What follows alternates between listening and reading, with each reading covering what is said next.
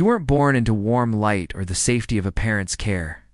From the very beginning, you existed in darkness. Inside your mother, fully formed, already moving, feeling the steady pulse of the frigid ocean beyond. And then, without warning, she releases you, and 9 siblings, into the deep. No farewell glance, no pause. Only her shadow disappearing into the black. The water around you is near freezing, but your body is different. Hidden within your flesh are special compounds that shield you from the cold's bite. You don't swim fast. There's no need. Down here, speed won't save you, and haste will only burn what's most precious: your energy. You drift through the stillness, not peaceful, not dangerous. Somewhere in between, a place you'll remain for a long time. Your siblings vanish into the dark. You still remember their shapes, side by side with you, but no instinct urges you to follow. Above, a massive shadow glides past. Instinct locks you in place, doesn't stop, doesn't look at you, and fades away like it was never there. You wait, listening to the water. When it's still again, you move on. It's not toward anything, just away from where you were. You haven't eaten yet. But here, something always dies eventually. And when it does, you'll be ready. Weeks pass. You sink deeper into waters no light has ever touched. At 500 meters, nothing moves quickly. Energy is too precious to waste. Your body temperature hovers near freezing, and your slow metabolism means you could go months without a meal, without panic. Then, an opportunity. A small fish, long dead, spirals down through the water. Its flesh is soft. Nothing from the surface would bother with it now. You open your jaws, gliding toward it. When a faint movement brushes the water beside you, another shark, a little smaller than you, closes in. The scent is strangely familiar, but you can't place it. The carcass spins between you both, and you circle in silence, eyes fixed on the prize. Then, as if by signal, you lunge at the same time. Your heads collide. Not enough to harm, but enough to knock the meal away into the darkness. Both of you drift apart, vanishing as if nothing happened. Down here, that's the rule. Not every dead thing gets eaten, and you're not always the one who eats.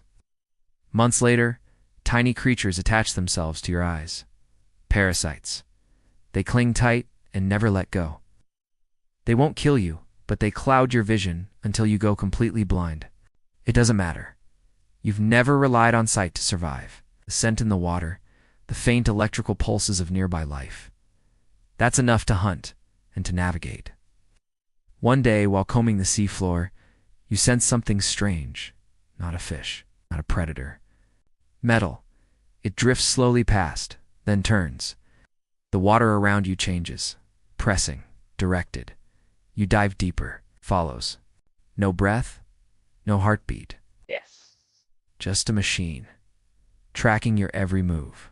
You push into denser water, and at last, it's gone. You don't know what it was, only that it doesn't belong here. Decades pass. You grow slowly. Just a few centimeters each year.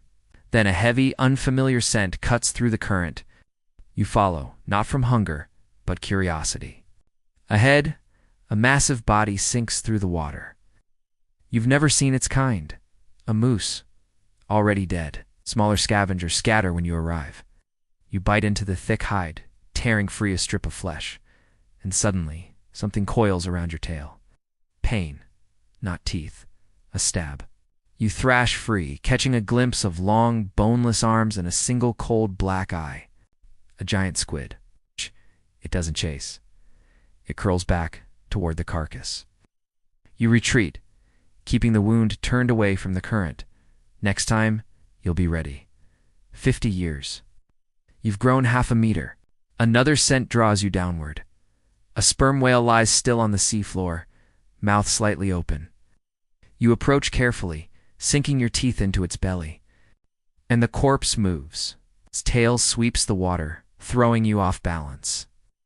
A second strike slices the current just ahead of your head. You retreat upward. The whale follows for a moment, then lets you go. The pain etches itself deep into your memory. 150 years pass. Your body has reached full maturity. A faint electric signal brushes against your skin. Another Greenland shark. The first you've met in a century. You drift together for a time, side by side. Instinct takes over. You mate. Quick, simple, and part ways. No young will be nearby. There's only a trace of you left in the endless sea. 250 years?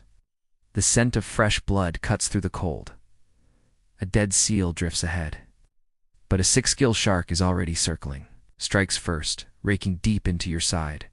This time, you fight back, clamping your jaws behind its gills. It tears free, bleeding heavily, and vanishes into the dark. You don't chase. Instead, you sink between two slabs of rock, waiting hours for the bleeding to slow. You never return to the kill. The next wound could go deeper. 400 years. The current feels familiar, until the pressure shifts. The first strike comes from below, tilting you sideways. The second spins you upside down. Then teeth, deep, tearing open your underside. Shapes close in from every direction. Killer whales. They take your fin, your jaw, your skin. Blood clouds the water. Your body stops responding. You don't struggle. You drift toward stillness. They leave as suddenly as they came, taking what they want. The rest of you sinks into the deep. After 4 centuries of slow movement, cold water, and quiet survival, your journey ends. No grave, no memory. Only other wanderers, who will one day pass by and take their share.